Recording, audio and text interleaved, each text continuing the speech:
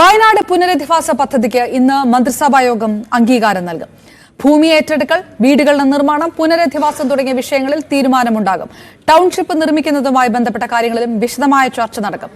വീട് നിർമ്മിച്ചു നൽകുമെന്ന് വാഗ്ദാനം ചെയ്തവരുമായി മുഖ്യമന്ത്രി ചർച്ച നടത്തും. വി അരുൺ ചേരുന്നു.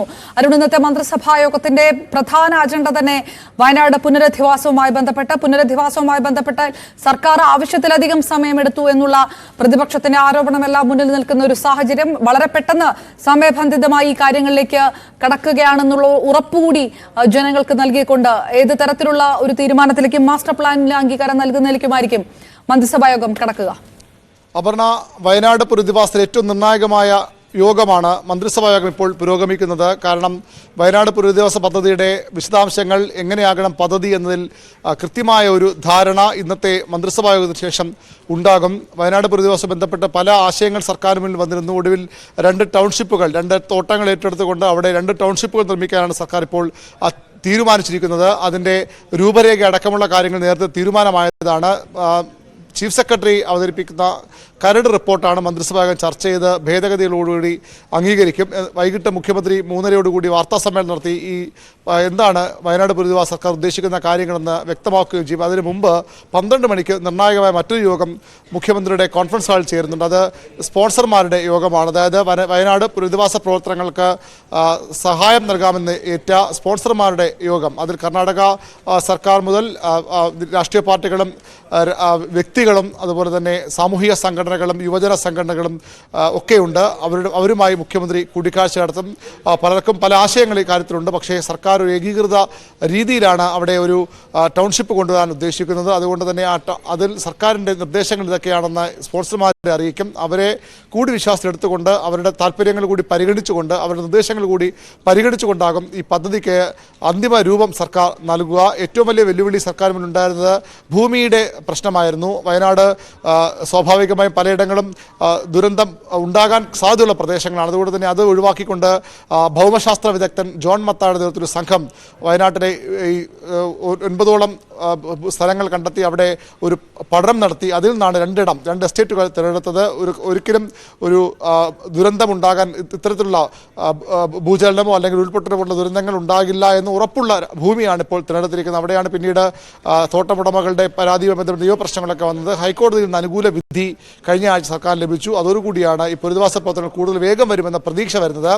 വളരെ പ്രധാനപ്പെട്ട കാര്യം, വയനാട് പുനരധിവാസം കേരളം ഒന്നടങ്കം കാത്തിരിക്കുന്ന ഒരു കാര്യമാണ്. മുഖ്യമന്ത്രിയുടെ അവകാശവാദം അത് ലോകത്തിന് മാതൃകയാകുന്ന, രാജ്യത്തിന് മാതൃകയാകുന്ന ടൗൺഷിപ്പ് അവിടെ നിർമ്മിക്കുമെന്നുള്ളതാണ്. പക്ഷേ സമയം വളരെ പ്രധാനപ്പെട്ടതാണ്.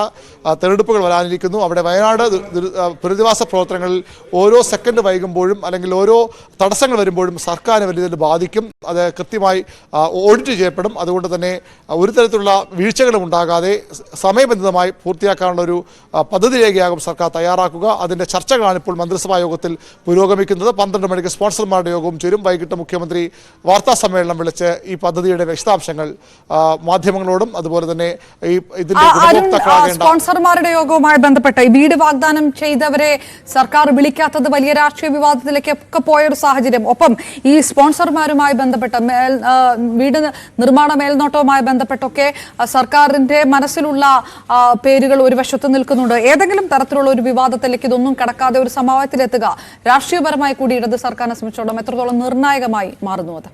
അത് വലിയ വെല്ലുവിളി തന്നെയാണ്. കാരണം ഭരണപക്ഷത്തെ ഭരണാനുകൂല സംഘടനകൾ ഈ സ്പോൺസർമാരുടെ കൂട്ടത്തിലുണ്ട്. പ്രതിപക്ഷത്ത് മുസ്ലിം ലീഗിനെ പോലുള്ള പാർട്ടികളുണ്ട്. കർണാടക സർക്കാരുണ്ട്.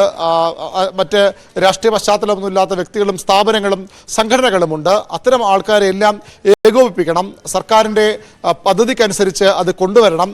അവരുടെ ആവശ്യങ്ങളും അവരുടെ താല്പര്യങ്ങളും പരിഗണിക്കണം. വലിയൊരു വെല്ലുവിളി തന്നെയാണ്, വലിയൊരു ദൗത്യം തന്നെയാണ് സർക്കാരിന് മുന്നിലുള്ളത്. അവിടെ വിവാദങ്ങൾക്ക് വളരെയധികം സാധ്യതകളുള്ളതാണ്. ഓരോ കാര്യവും കൃത്യമായി സൂക്ഷ്മമായി കേരള സമൂഹം നിരീക്ഷിക്കും, വിലയിരുത്തും. അതുകൊണ്ട് തന്നെ ഒരു തരത്തിലുള്ള വിവാദങ്ങളും ഉണ്ടാകാതെ മുന്നോട്ട് പോകാനുള്ള ജാഗ്രത സർക്കാരിൻ്റെ ഭാഗത്തുണ്ടാകുമെന്നാണ് പൊതുവിൽ പ്രതീക്ഷിക്കപ്പെടുന്നത്. പക്ഷേ അത്ര എളുപ്പമല്ല. സമയം വളരെ പ്രധാനപ്പെട്ടതാണ്. തദ്ദേശ തെരഞ്ഞെടുപ്പ് വരാനിരിക്കുന്നു, നിയമസഭാ തെരഞ്ഞെടുപ്പ് വരാനിരിക്കുന്നു.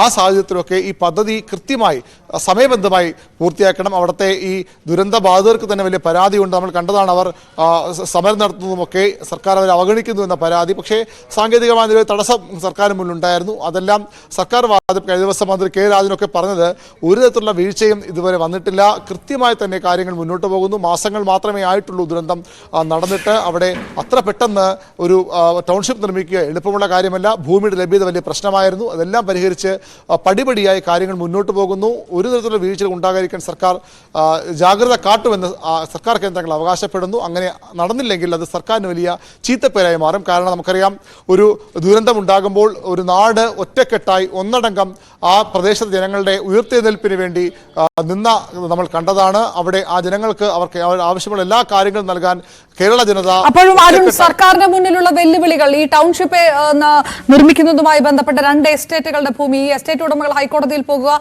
അനുകൂലമായിട്ട് തീരുമാനങ്ങൾ വരിക, അപ്പോൾ ഈ നഷ്ടപരിഹാര നിർണയമൊക്കെ വലിയ കടമ്പയായ സർക്കാരിനെ സംബന്ധിച്ചിടത്തോളം നിൽക്കുന്നില്ല, ഇത്രയും വലിയ ഭൂമിയുടെ വിഷയം കൂടി ആയതുകൊണ്ട്? തീർച്ചയായിട്ടും ഭൂമി ഏറ്റെടുക്കലിന് കൃത്യമായ നിയമമുണ്ട് കേരളത്തിൽ. അതുകൊണ്ട് തന്നെ അതനുസരിച്ച് മുന്നോട്ട് പോകും. അപ്പോഴും സ്വാഭാവികമായും ഉടമകളെ കൂടി വിശ്വാസം എടുക്കണം. കാരണം ചെറിയ തടസ്സങ്ങളെങ്കിലും അവരുടെ ഭാഗത്തുണ്ട്. ഹൈക്കോടതിയിൽ നിന്ന് അനുകൂല തീരുമാനം വിധി ഉണ്ട് എന്നത് വസ്തുതയാണ്. അതിനപ്പുറത്തേക്ക് ചെറിയ തടസ്സങ്ങൾ പോലും പദ്ധതിയെ അനിശ്ചിതമായോ അല്ലെങ്കിൽ പ്രതീക്ഷയ്ക്കപ്പുറത്തേക്ക് വൈകിപ്പിക്കും. അതുകൊണ്ട് തന്നെ ഒരു തർക്കത്തിനല്ല സർക്കാർ ഉദ്ദേശിക്കുന്നതെന്ന് സർക്കാർ റവന്യൂ മന്ത്രി അടക്കമുള്ള നേരത്തെ വ്യക്തമാക്കിയിരുന്നു. ഈ ഭൂവുടമകളെ കൂടി വിശ്വാസത്തിലെടുക്കും. അതുമായി ബന്ധപ്പെട്ട ചില സിവിൽ കേസുകളൊക്കെ ഇപ്പോഴും ഈ എസ്റ്റേറ്റുകളെ ബന്ധപ്പെട്ട് നിലനിൽക്കുന്നുണ്ട്. അത് വേഗത്തിൽ പരിഹരിക്കപ്പെടണം. അത്തരത്തിൽ കോടതി തന്നെ ചോദിച്ചത്, ഭൂമി സർക്കാർ അധികാരം ഉപയോഗിച്ച് പിടിച്ചെടുക്കുകയാണോ അല്ലെങ്കിൽ ഉടമകൾക്ക് കൃത്യമായ നഷ്ടപരിഹാരം നൽകുകയാണോ എന്ന് ചോദിക്കുമ്പോൾ അങ്ങനെ നഷ്ടപരിഹാരം നൽകി തന്നെ ഭൂമി ഏറ്റെടുക്കൽ നിയമം അനുസരിച്ച് തന്നെ മുന്നോട്ട് പോകാൻ തന്നെയാണ് സർക്കാർ തീരുമാനം. അതുകൊണ്ട് തന്നെ അവരെ കൂടി വിശ്വാസത്തിലെടുത്തുകൊണ്ട് ഒരു തരത്തിലുള്ള തടസ്സങ്ങളും ഉണ്ടാകാതിരിക്കാനുള്ള മുൻകരുതൽ സ്വീകരിച്ചാകും സർക്കാർ മുന്നോട്ട് പോവുക.